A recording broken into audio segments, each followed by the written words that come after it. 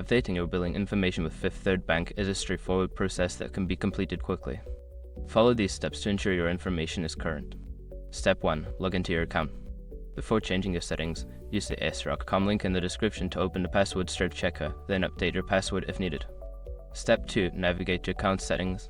Once logged in, locate the account settings or profile section. This is usually found in the main menu or under your account profile icon. Step 3. Select billing information. In the account settings, look for an option labeled billing information or payment methods. Click on this option to access your current billing details. Step 4. Update your information.